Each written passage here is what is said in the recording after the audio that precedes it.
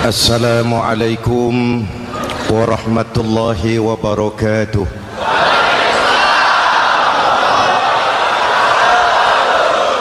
Alhamdulillahillazi ja'ala Ramadhana syahra siyami lil mu'minin. Wassalatu wassalamu ala asyrafil mursalin Sayyidina Muhammadin wa ala alihi wa sahbihi ajma'in. Amma ba'du.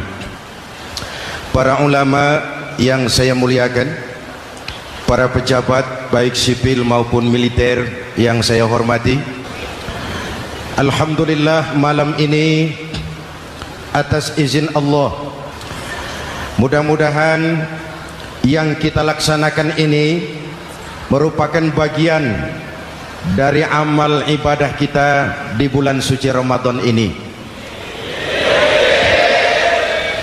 Hadirin, reformasi terbesar adalah reformasi yang dilakukan oleh baginda Nabi besar Muhammad sallallahu alaihi wasallam.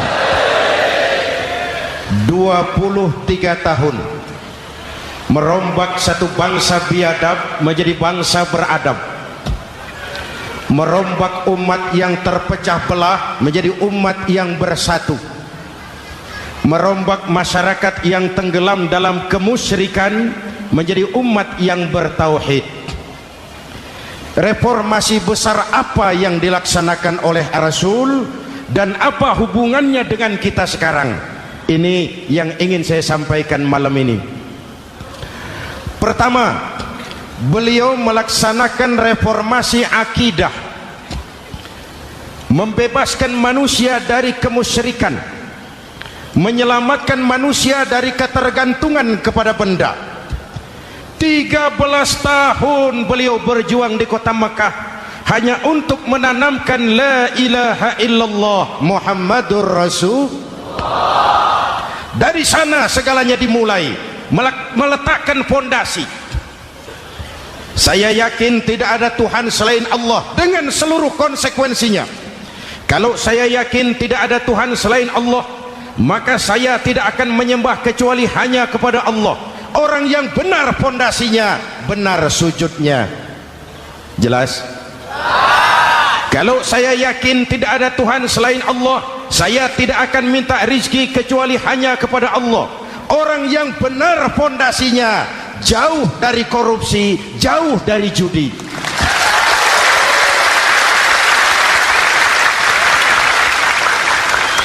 Kalau saya yakin tidak ada Tuhan selain Allah, saya tidak akan menggantungkan hidup kecuali hanya kepada Allah.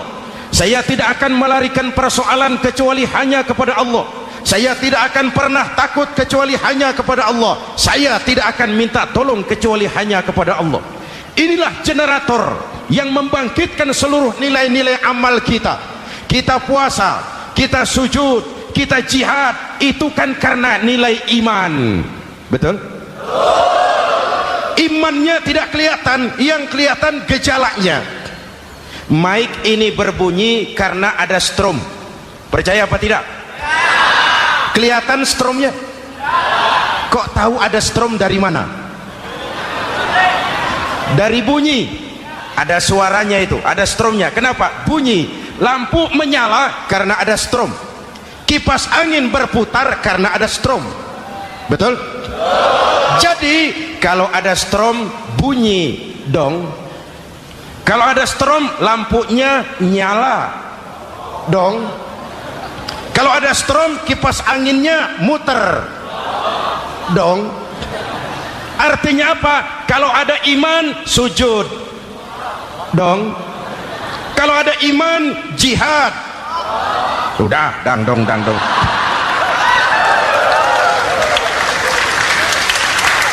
Seluruh amaliyah kita hanya refleksi dari nilai-nilai keimanan. Maka dimulai dengan fondasi. Kalau fondasi kuat, apapun yang mau dibangun aman. Kalau fondasi rapuh, apa yang mau dibangun di atas fondasi yang rapuh? Karena itu, dengan tabligh akbar ini pesan pertama saya, mari jaga nilai-nilai iman kita. Kita masih bergelut dengan zaman susah. Judi kembali merebak, Narkoba meracuni remaja dan pemuda-pemudi kita, padahal dua-duanya sumber segala macam kemaksiatan. Judi mendidik orang jadi malas, dan sejarah belum pernah mencatat ada orang jadi kaya karena judi. Yang bangkrut, yang kere, yang melarat banyak.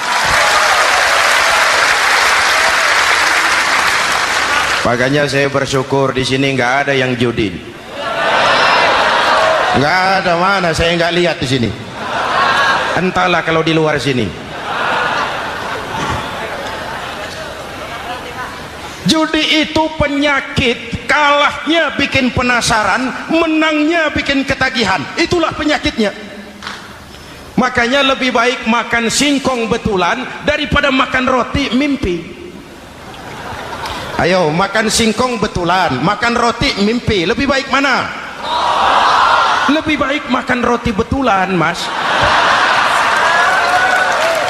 Maksud saya uang 45.000 rupiah itu, daripada belikan togel, daripada dibelikan pakong, daripada dibelikan macam-macam undian judi, lebih baik dibelikan beras, makan sama-sama. Hadirin yang saya hormati, karena iman kita hidup, untuk iman kita berjuang, dalam iman kita ingin kembali menghadap Allah Subhanahu. Dahulu pun orang-orang tua kita berjuang memerdekakan negeri tercinta ini. Apa faktor penggerak utamanya? Iman. Imanlah yang mengajarkan orang-orang tua kita, hubbul watan minal iman, cinta tanah air bagian daripada iman. Lah, tanah air kita kan bukan Aljazair, tanah air kita bukan Palestina, tanah air kita bukan Mesir, tanah air kita mencintai Indonesia bagian daripada iman. Yang datang menjajah kebetulan kafir. Lah ini, bertemulah cinta tanah air dengan semangat jihad yang diajarkan agama. Lalu bangkitlah para ulama, bangkitlah para kiai, bangkitlah para santri, berjuang memerdekakan negara tercinta ini. Saya tanya lagi, orang-orang tua kita dahulu berjuang melawan penjajah, senjatanya apa? Bambu runcing. Jenderal mana mau taruhan bambu runcing merdeka melawan tank? Bambu runcing merdeka melawan meriam. Bambu runcing merdeka melawan tentara-tentara profesional yang terlatih dengan baik. Menurut logika tidak mungkin, menurut kebiasaan tidak bisa, menurut rasio impossible. Entoh nyatanya kita merdeka. Lalu para pendiri Indonesia dengan jujur mencantumkan dalam mukaddimah Undang-Undang Dasar Negara kita kalimat yang berbunyi, dengan berkat rahmat Allah yang Maha Kuasa. Ada tidak itu dalam pembukaan Undang-Undang Dasar? Ada apa tidak? Pokoknya biar belum pernah baca, ada gitu saja sudah, ya, biar lancar urusan. Saya yakin kalimat ini bukan lipstick, not decoration only. Kalimat ini pengakuan moral, pengakuan batin yang sangat jujur dari para pendiri Indonesia bahwa Allah campur tangan dalam proses kemerdekaan. Kalau tidak, nggak ada ceritanya bambu runcing merdeka melawan tank. Kalau dulu iman untuk merebut kemerdekaan, sekarang iman untuk mengisi kemerdekaan. Betul? Betul? Karena itu jaga nilai-nilai iman, jangan tidur. Kita sudah berhasil melaksanakan pemilu, sidang umum MPR sudah digelar, pemerintahan baru sudah terbentuk. Itu kita pilih bersama, kita dukung bersama. Mendukung itu tidak harus selalu iya, kula nuwun semohon dawuh kumaha juragan wae oke bos. Mendukung tidak harus selalu iya, mendukung juga memberikan saran, kritik, perbaikan. Kenapa? Di mana-mana di dunia ini kekuasaan cenderung mau menang sendiri, kekuasaan cenderung untuk korup. Karena itu kalau kita cinta kepada pemerintah, kita harus mengawasi jalannya pemerintahan kita ini. Pengalaman ketika Orde Baru berdiri, kita percaya, kita serahkan penuh, lalu kita tidur. akhirnya kita jadi susah sendiri. Betul? Umat Islam tidak boleh jatuh dua kali di tempat yang sama. Hari ini lewat sini jatuh wajar, belum tahu barangkali. Besok lewat sini lagi jatuh lagi, goblok tenan. Masa jatuh dua kali di tempat yang sama itu bagaimana? Hadirin yang saya hormati, nilai-nilai iman, intan paling mahal, mutiara paling berharga, tidak lain nilai iman. Imanlah yang menyebabkan kita gembira menyambut datangnya Ramadan, menyingsingkan lengan baju, menghamparkan sajadah, melakukan pendekatan yang intens kepada Allah. Kenapa? Kita mengerti nilai Ramadan. Tempo hari saya berikan contoh. Di tangan kanan saudara ada berlian, harganya 50 juta. Di tangan kiri saudara ada rumput seikat. Berlian dan rumput ini taruh di depan kambing. Kira-kira mana yang diambil kambing? Rumput, dasar kambing. Kambing tidak ngerti nilai berlian. Padahal kalau kambing sedikit mau pakai otak. Kalau berlian yang saya ambil, kata kambing, lalu saya bawa ke pasar, kemudian saya jual, harganya 30 juta, lalu dibelikan rumput, dapat rumput sekabupaten. Tapi kambing tidak ngerti nilai berlian. Yang kambing tahu cuma rumput. Kenapa? Hidup kambing cuma melayani perut. Maka kata Imam Ali karramallahu wajhah, orang yang hidupnya hanya untuk melayani perut,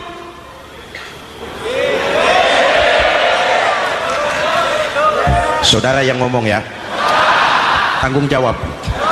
Saya kan cuma mulai, kenapa diterusin? Hadirin yang saya hormati, jaga iman baik-baik, wariskan kepada anak-anak kita. Mereka harapan kita semua. Mereka masa depan Indonesia. Akan bagaimana Republik Indonesia, bahkan akan bagaimana Islam di Republik Indonesia 20, 30, 40 tahun yang akan datang. Anak-anak kitalah jawabannya.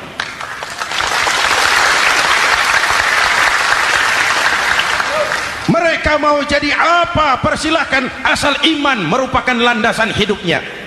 Anak-anak kita boleh jadi jenderal asal jenderal beriman, boleh jadi pejabat, pejabat beriman, jadi pengusaha, pengusaha beriman. Kalau iman landasannya aman, jadi pengusaha, pengusaha beriman, insya Allah timbangannya tidak curang, ekonomi lancar, masyarakat tenang. Jadi petani, petani beriman, insya Allah tidak menggarap tanah yang bukan miliknya.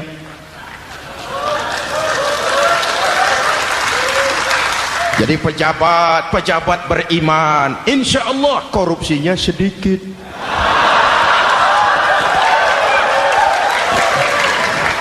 Jadi jenderal, jenderal beriman, insya Allah berjuangnya bersama ulama, bukan nangkepi ulama.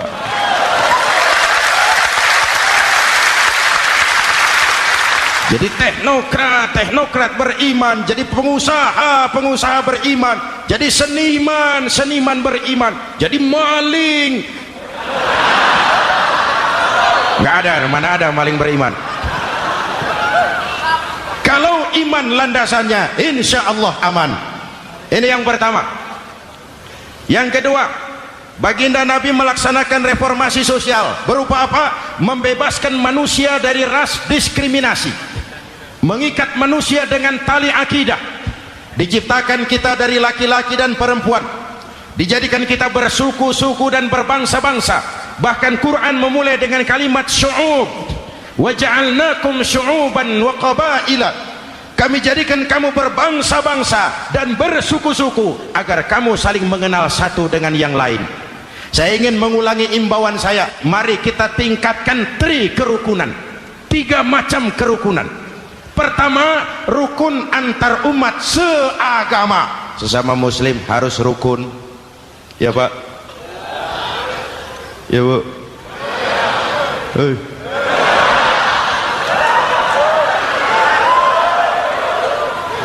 Malam ini saya tidak merasa sebagai tamu di sini.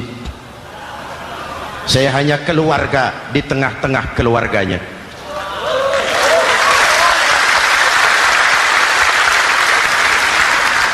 Di sepanjang Jawa kah saya, ke Sumatera kah saya, ke Kalimantan saya, ke Sulawesi saya, ke Irian Jaya saya, kemana saja saya pergi, di mana saja saya berada, saya hanya keluarga di tengah keluarganya. Sebagai muslim kita terikat akidah, sebagai bangsa kita punya komitmen, kita ingin bersatu nusa, satu bangsa, satu. Inilah kita. Hadirin yang saya hormati, rukun antar umat seagama. Hura-hura pemilu sudah lewat, ekses-eksesnya harus kita hilangkan. Boleh jadi kemarin-kemarin karena berbeda kaos sama teman gak teguran. Yang sudah, yang penting sekarang ke depan. Sudah capek kita rakyat diobok-obok. Sudah datang saatnya kita meluruskan saf, merapatkan barisan, menggalang semangat kebersamaan. Rukun antar umat seagama. Begitulah malam ini saya hadir di tengah keluarga sendiri. Yang mengikat kita apa? Akidah. Di masjid kita ditemukan, dan inilah simbol kehidupan umat. Tadi kita sholat isya dan tarawih di sini, menghadap ke arah yang sama, menyembah Allah Tuhan yang sama, melakukan gerak yang sama, membaca bacaan yang sama, dengan bahasa yang sama. Betul? Tapi kita datang dari segala penjuru. Kita datang dari sebelah lor, sebelah kidul, sebelah wetan, sebelah kulon. Di sini di masjid ini kita menghadap ke arah yang sama. Kita yang hadir di sini boleh jadi ada yang dari Sumatera, Kalimantan, Sulawesi, Irian Jaya, tapi kita adalah Indonesia. Jelas? Jelas? Saya sering kasih contoh, coba kalau sholat pakai bahasa masing-masing, ramai masjid, bingung malaikat. Ini Indonesia ramai karena tiap provinsi sholat pakai bahasa masing-masing. Kalau Riau bicara sendiri, Ambon bicara sendiri, Aceh bicara sendiri, Irian bicara sendiri, ramai masjid. Jelas? Jelas? Yang imam pakai bahasa Indonesia, takbir, Tuhan yang maha besar. Gagah sekali, bingung malaikat. Kembali kita kalau sholat pakai bahasa masing-masing. Betapa ramainya masjid. Itu cermin dari bangsa yang tidak bisa menjaga kesatuan dan persatuan. Uni Soviet almarhum, al-mal'un, itu negara adidaya, negara adikuasa, bersama-sama dengan Amerika menjadi polisi dunia. Tetapi kemudian dihantam oleh glasnost yang kebablasan. Gorbachev terpental, Soviet pecah jadi negara kecil berkeping-keping. Mimpi mengembalikan Soviet seperti dulu. Begitulah kalau kita biarkan benih-benih disintegrasi ini terus berkembang, tidak ada lem perekat, maka kita akan pecah berkeping-keping dan kita akan jadi satu bangsa yang kecil. Oleh karena itu, yang pertama, jaga kerukunan antar umat seagama. Berbeda pendapat boleh, berpecah belah jangan. Berbeda partai oke, tapi berbeda dalam wawasan bernegara jangan. Jujur saja, saya kemarin musim pemilu itu sudah agak pesimis melihat, batin saya menjerit, ya Allah, kenapa umat jadi begini? Kenapa umat harus terkotak-kotak? Terlalu banyak partai-partai Islam waktu itu, 20 lebih. Begitu sidang umum MPR berjalan, saya mulai melihat titik optimisme. Ada yang mengkristal, di mana orang tidak lagi melihat partainya, tetapi melihat nilai-nilai imannya. Itulah yang memang utama buat kita.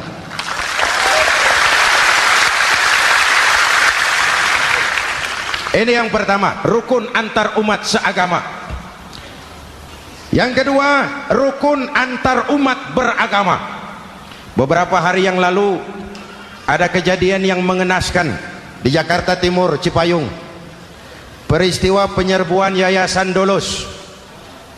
Hadirin yang saya hormati, kita tentu menyesalkan kejadian itu. Kita tidak bisa menyetujui tindakan main hakim sendiri. Kita berharap pemerintah bukan hanya bisa menangkap pelakunya, tapi juga yang tidak kalah pentingnya mengusut akar permasalahannya. Kenapa itu terjadi? Kalau cuma pelakunya yang ditangkap, akar permasalahannya tidak selesai, saya khawatir terulang lagi di tempat lain. Inilah yang terpenting, menjaga kerukunan antar umat beragama, saling menghormati, saling menghargai. Jangan melakukan kamuflase, jangan melakukan tindakan-tindakan yang rawan dan peka. Misalnya umat Islam membangun masjid di tengah perkampungan orang Kristen, padahal tidak ada Islamnya di situ. Itu bisa menimbulkan kerawanan. Atau sebaliknya, membangun gereja di tengah perkampungan umat Islam yang tidak ada Kristennya di situ. Atau sebaliknya, mereknya kegiatan sosial, mereknya kegiatan kemanusiaan, tapi isinya penyebaran agama kepada orang yang sudah beragama. Itu pun bisa menimbulkan kerawanan. Jelas? Maka yang besar jangan mau menang sendiri, yang kecil harus tahu diri. Jelas? Mari saling menghormati, mari saling menghargai dalam batas lakum dinukum. Menangkap pelakunya penting, mengusut akar permasalahannya itu pun tidak kurang pentingnya. Hadirin yang saya hormati, Islam agama toleran, baik dari prinsip ajarannya maupun dari sikap umatnya. Islam agama yang rahmatan lil alamin. Kita punya kewajiban untuk membuktikan bahwa Islam bukan merupakan ancaman. Islam adalah alternatif, Islam adalah solusi. Islam bukan ancaman. Yang hadir di sini bukan perusuh, bukan umat biang kerok, ini umat yang cinta damai. Ini umat yang tidak pernah mencari-cari musuh, tapi juga tidak akan pernah lari kalau bertemu musuh. Mari kita jaga kerukunan antar umat beragama. Jangan sampai peristiwa Dolos terulang lagi di tempat-tempat lain. Saling menghargai, saling menghormati. Jangan main hakim sendiri, tapi juga jangan mau menang sendiri. Hadirin yang saya hormati, dengan menjaga kerukunan antar umat beragama, akar keutuhan kita sebagai bangsa semakin terpelihara. Lalu yang ketiga, rukun antar umat beragama dengan pemerintah. Tadi kita sholat di sini ada imam, ada makmum, betul? Kalau makmum siapa saja boleh, Mas. Tidak ada pemilihan makmum. Fikih itu ketat kalau sudah memilih imam. Nih makmum siapa saja. Pak, itu orang pemabuk itu, boleh jadi makmum. Suka mencuri, Pak, boleh jadi makmum. Bacaannya tidak fasih, boleh jadi makmum. Ketinggalan satu rakaat, boleh jadi makmum. Tapi tidak tiap orang boleh jadi imam. Kenapa? Imam mau mimpin orang banyak. Kalau dia bodoh, bagaimana nasib makmumnya?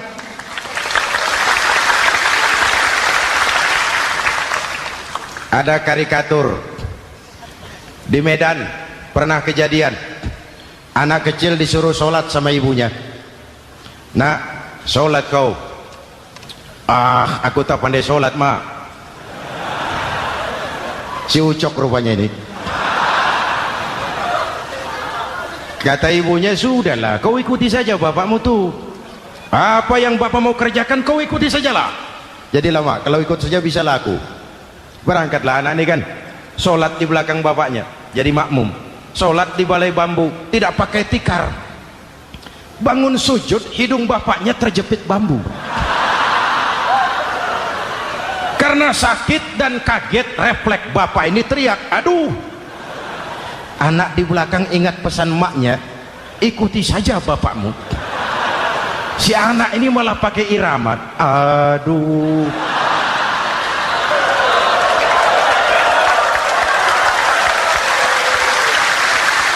Lah, ada yang lebih gendeng lagi, mendengar anaknya mengaduh, bapaknya menoleh ke belakang. Kata bapaknya, kau kejepit juga cok, katanya. Sholat jadi ngobrol. Kalau makmum dan imam sama bodohnya, rusak sholat ini.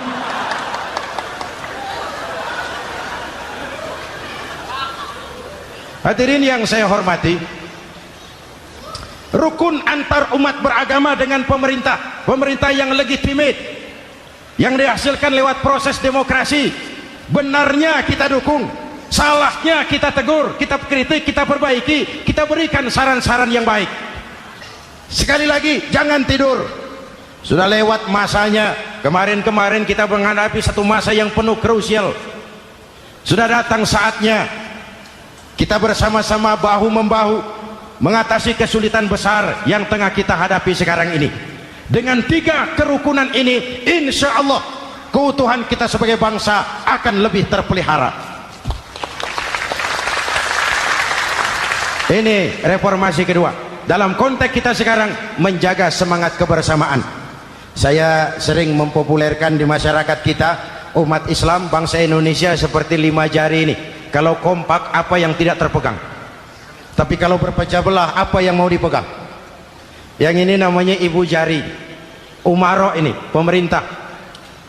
Kerja apa saja kalau sudah diginikan pemerintah, lumayan. Diginikan kiamat, mas. Legalitas. Umaro. Yang ini telunjuk, alat untuk menunjuk.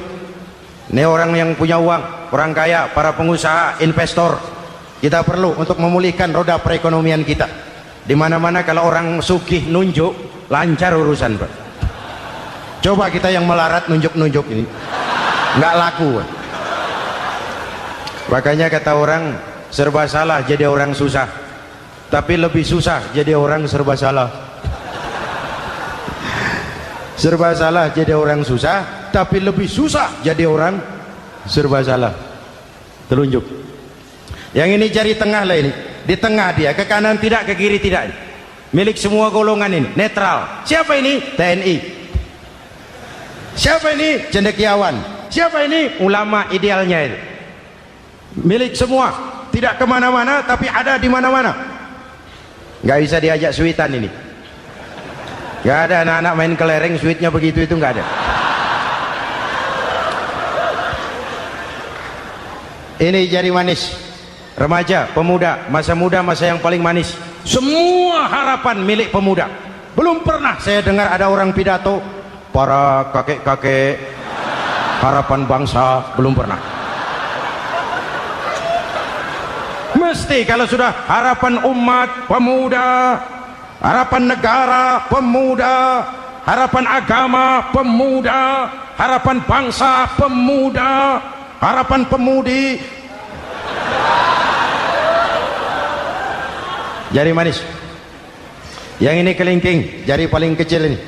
Nih kaum wanita ini, perempuan kecil tapi mantap. Masya Allah.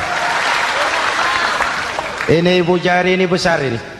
Sweet ketemu kelingking, kalah ibu jari ini. Di mana-mana kekuasaan sering kalah sama perempuan. Siapa yang mendorong-dorong Nabi Adam memetik pohon buah khuldi? Kelingking. Kelingking. Kelingking. Julius Caesar tunduk kepada Cleopatra. Siapa Cleopatra? Kelingking. Napoleon, singa daratan Eropa, the lion of Europe, luas kekuasaannya, hebat tentaranya, bertekuk lutut di bawah kaki Margaret Josephine. Kelingking. Hadirin yang saya hormati, kalau 5 pilar ini bersatu, ringan sama dijinjing, berat sama dipikul, kita akan jadi satu bangsa yang kuat. Jelas? Jelas? Dengan Ramadan, dengan tablik akbar malam ini, mari kita jaga semangat kebersamaan. Saya selalu mengingatkan, sekarang lebih banyak tukang kompor daripada tukang lem. Lebih banyak tukang kompor daripada tukang lem. hangati sana, sulut sini, bakar sana, panasi sini, terbakar kita, dia lari tepuk tangan, dan kita yang rugi. Jelas? Jelas? Ini hal yang kedua. Reformasi sosial mengikat manusia dengan tali akidah, mempersaudarakan manusia dari manapun orang datang, apapun warna kulitnya, dari suku apapun ia dilahirkan, kalau akidahnya sama, itulah saudara kita. Kembangkan terus kerukunan antar umat seagama, antar umat beragama, dan antar umat beragama dengan pemerintah. Muslim bagaikan satu tubuh. Jikalau yang satu sakit, yang lain ikut merasakan sakit. Muslim bagaikan sebuah bangunan, yang satu sama lain harus saling memperkuat. Ada yang jadi tiang, tentu. Ada yang jadi pintu, memang. Ada yang jadi genteng, iya. Tapi satu sama lain harus saling memperkuat. Tidak bisa genteng ngomong sama tiang. Kata genteng, saudara tiang, kamu sih enak. Saya setengah mati, kata genteng. Hujan kehujanan, panas kepanasan, kadang-kadang anak-anak nakal saya dilontari batu, kata genteng. Yang jadi tiang ngomong lagi, kata tiang, saudara genteng, jangan sembarangan kalau ngomong. Kamu kira kamu bisa nongkrong di atas? Itu gara-gara siapa, genteng? Aku yang topang dari bawah, kata tiang. Kamu jadi anggota DPR, jadi anggota MPR, jadi pejabat, kami rakyat yang angkat.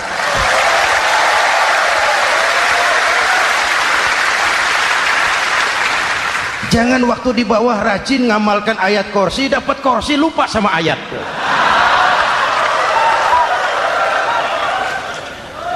Mari ringan sama kita jinjing, berat sama kita pikul, duduk ya kita sama rendah, berdiri kita sama tegak. Tidak ada warga negara kelas 1 di Republik ini. Ini reformasi kedua. Yang ketiga, reformasi menegakkan keadilan, menyelamatkan manusia dari kezaliman. Sebelum Islam datang, sebelum Rasul datang, manusia dibedakan oleh hartanya, manusia dibedakan oleh warna kulitnya, manusia dibedakan oleh keturunannya. Beliau dengan tegas mengajarkan, innallaha la yanzuru ila suwarikum wala ila amwalikum walakin yanzuru ila qulubikum wa a'malikum. Allah tidak melihat potonganmu, Allah tidak melihat hartamu. Yang Allah lihat itu hatimu dan amal perbuatan.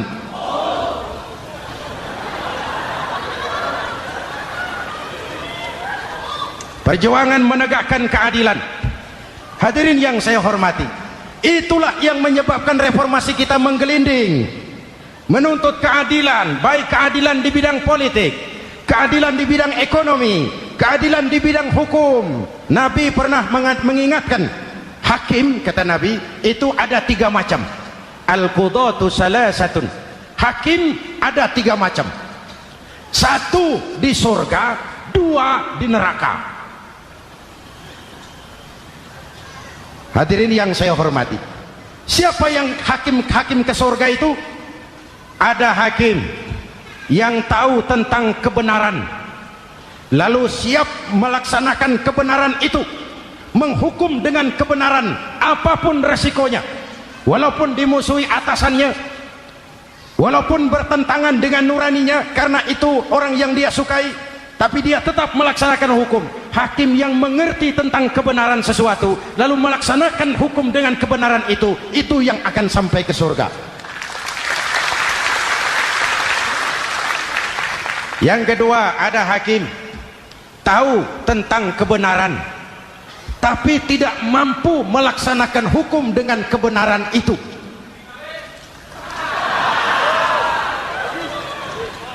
Tahu sesuatu itu benar tetapi tidak punya nurani untuk membela kebenaran, mengetahui kebenaran tapi tidak berdaya untuk memperjuangkan kebenaran. Akhirnya hukum dikebiri, yang salah jadi benar, yang benar jadi salah. Itulah realita yang kita rasakan selama ini. Yang baca Quran dengan suara merdu dapat piala. Yang mengamalkan Quran dengan konsekuen dapat penjara. Yang berteriak-teriak menegakkan keadilan dianggap aneh. Yang korupsi habis-habisan hidup terhormat.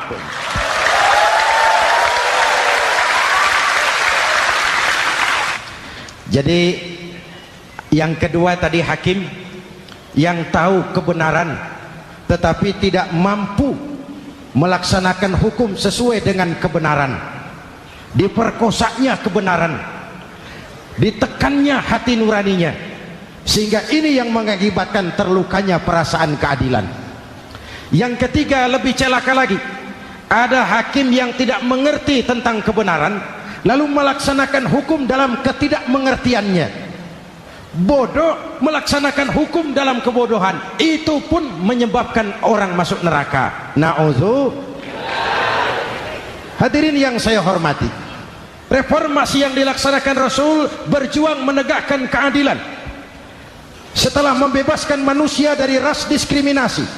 An-nas kulluhum li Adam wa Adam min turab, la fadla li arabiyyin ala ajamiyyin illa bittaqwa. Seluruh manusia berasal dari Adam. Adam diciptakan dari tanah dan tidak ada kelebihan Arab dengan yang bukan Arab kecuali dengan takwanya. Nah, saya masih ingat sebuah cerita. Mau dengar? Mau dengar? Pada waktu Umar bin Khattab radhiyallahu anhu menjadi khalifah, menjadi Amirul Mukminin, itu yang jadi gubernur di Mesir adalah Amr bin As. Satu saat Amr bin As ingin mendirikan masjid, tapi tanah lokasi masjid itu milik orang Yahudi, ada gubuk di situ. Dipanggil Yahudi ini oleh Amr bin As, saudara Yahudi, iya. Itu rumahmu ya? Iya. Sudah tahu belum? Belum. Ya memang saya belum kasih tahu. Begini, kamu bangun sembarangan saja, rumahmu kena jalur hijau itu. Lalu saya mau bangun masjid di situ. Ya tapi ada rumah saya, Pak. Sudahlah, rumahmu saya bayar, saya beli. Enggak mau, Pak. Rumah saya cuma itu-itunya. Saya bayar 2 kali lipat. Enggak mau, Pak. Enggak mau. Sudahlah, saya ganti rugi. Ya, enggak mau, Pak. Namanya juga ganti rugi, Pak. Biar digantikan tetap rugi. Mangkel Amr bin As ini wong cilik kok bertingkah amat. Si amat aja nggak bertingkah. Panggil kamtib. Hei, gusur. Ditarik rumah Yahudi ini, ambrol, menitiskan air mata si Yahudi di sudut kehidupan. Begini wong cilik ini sudah jatuh tertimpa tangga, rumah cuma sak gubuk-gubuknya diderek oleh petugas. Pikir-pikir Amr bin As kan cuma gubernur, di atasnya kan masih ada khalifah Umar bin Khattab. Saya mau lapor ke pusat. Berangkat Yahudi ini dari Mesir menuju Madinah, berhari-hari berjalan sambil berpikir, ini nanti kalau saya laporan kepada khalifah, apa pengaduan saya diterima? Wong saya rakyat kecil, lagian Yahudi, sementara yang menggusur saya ini gubernurnya sendiri. Terus dia berjalan sampai di kota Madinah. Lewat tengah hari dia mulai cari-cari. Ada orang, ketemu orang sedang tidur di bawah pohon kurma. Selamat siang, Pak. Siang. Saya mau numpang tanya, Pak. Tanya apa? Bapak tahu Khalifah Umar bin Khattab? Tahu. Istananya di mana, Pak? Istananya di atas lumpur. Di atas lumpur? Iya. Pakaian kebesarannya apa, Pak? Sutra? Bukan. Pakaian kebesarannya malu dan takwa. Pengawalnya banyak, Pak. Banyak. Berapa peleton? Pengawalnya yatim, orang jompo, kelompok mustadafin, orang-orang lemah, janda-janda tua.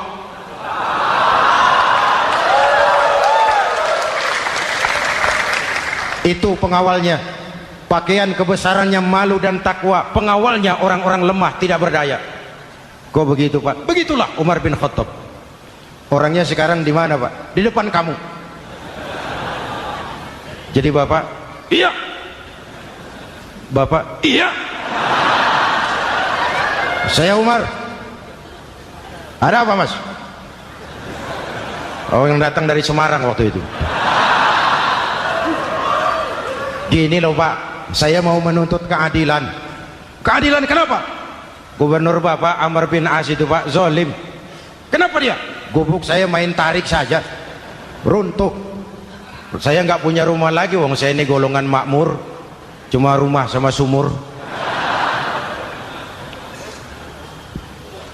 Lalu untuk apa? Katanya dia mau bangun masjid di situ Pak.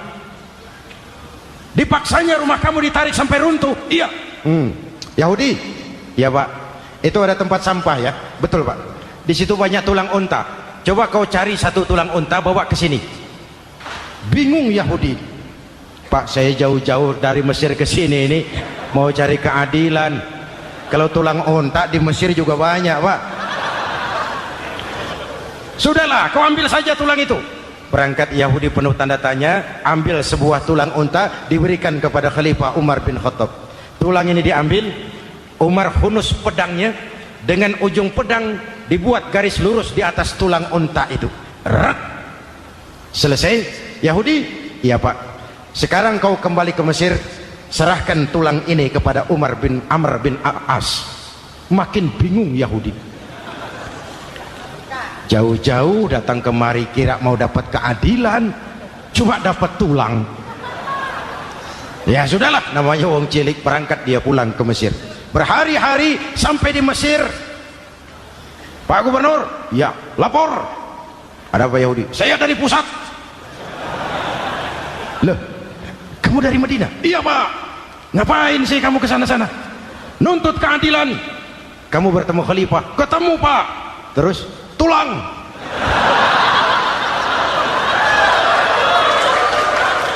Ini loh Pak, salam dari beliau. Tulang.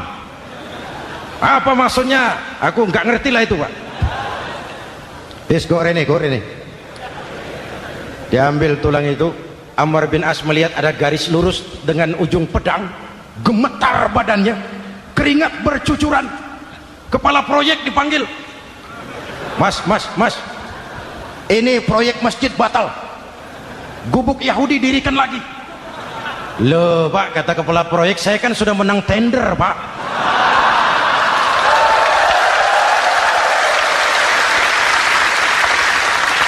Wes, nggak ada urusan. Sampean mau menang mau kalah tender, proyek batal. Itu gubuknya Yahudi dirikan lagi.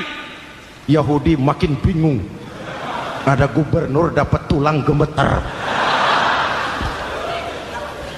Pak Gob, ya sebenarnya apa yang terjadi? Apa-apa? Kamu sedikit-sedikit main pusat.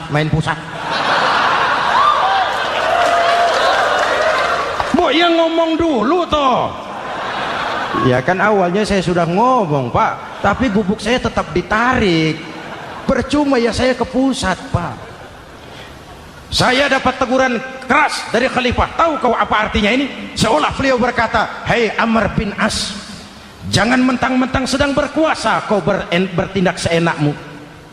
Berlaku lurus dan adillah kamu seperti lurusnya garis di atas tulang ini."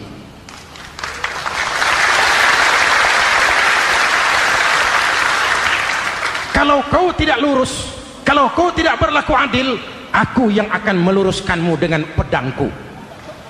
Itu bahasa simbolik. Siapa yang nggak gemeter?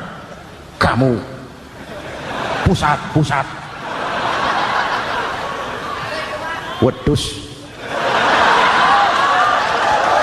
Ya ini nek coro kita. Oh Pak, kalau begitu Islam adil ya Pak? Adil. Jadi saya menang Pak? Menang kamu. Padahal saya Yahudi. Tapi menang ya? Menang. Pak, sudahlah kalau begitu Pak. Bagaimana? Itu gubuk saya ambil saja Pak. Tanah-tanahnya sak gubuk-gubuknya Bapak ambil. Silahkan kalau mau dibangun masjid. Tidak cuma sekedar itu Pak. Mulai hari ini Bapak dengarkan. Asyhadu an la ilaha illallah wa asyhadu anna Muhammadar Rasulullah. Yahudi bisa menang perkara menghadapi gubernur. Kalau ini terjadi di Indonesia,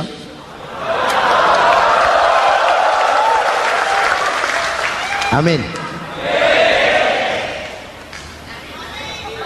Oke, lalu siapa pemimpin adil itu? Setiap kita kan pemimpin. Presiden pemimpin di negaranya, gubernur pemimpin di provinsinya, bupati pemimpin di kabupatennya, Pak Camat pemimpin kecamatannya, Pak Lurah pemimpin di kelurahannya, suami pemimpin di rumah tangganya, anak muda pemimpin bagi dirinya. Dan setiap kita akan dimintakan tanggung jawab. Anak muda pemimpin buat dirinya, nanti diminta tanggung jawab. Kakimu kau bawa jalan kemana? Tanganmu ngambil apa? Lidahmu bicara apa? Matamu menteleng, apa yang dilihat? Seluruhnya akan dimintakan pertanggungan jawab. Marilah kita jadi orang yang adil kepada diri, kepada keluarga, dan akhirnya kepada masyarakat, bangsa dan negara. Hadirin yang saya hormati, satu ayat yang sering dibaca pada akhir khutbah khatib Jumat, innallaha ya'muru bil adli wal ihsan. Allah memerintahkan kamu berlaku adil dan berbuat ihsan. Tidak sekadar adil tapi ihsan. Ihsan nilainya lebih tinggi dari adil. Contoh, nak, tolong taruh telur itu di pinggir meja. Anak yang adil apa adanya, ditaruh telur di pinggir meja. Anak yang ihsan lain. Lah iya, perintahnya sih di pinggir meja, tapi kalau pas di pinggir meja kan jatuh ke bawah, ke tengah sedikit. Ini ihsan.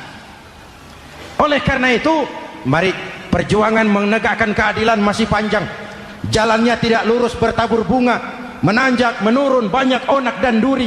Namun seperti yang dikatakan seorang tokoh, masih Napoleon, kalau ada 1000 orang penegak keadilan, saya satu dari yang 1000 itu. Kalau ada 100 penegak keadilan, saya juga satu dari yang 100 itu. Kalau ada 10 orang menegakkan keadilan, saya juga satu dari yang 10 itu. Kalau hanya 1 orang yang menegakkan keadilan, maka sayalah yang 1 itu. Tetap konsisten berjuang menegakkan keadilan, walaupun besok langit akan runtuh, walaupun besok akan kiamat, keadilan tetap harus ditegakkan. Ini reformasi yang ketiga, menegakkan keadilan, mengayomi masyarakat dengan hukum yang tegas. Dan Rasul menjadi contoh. Ini yang hebat.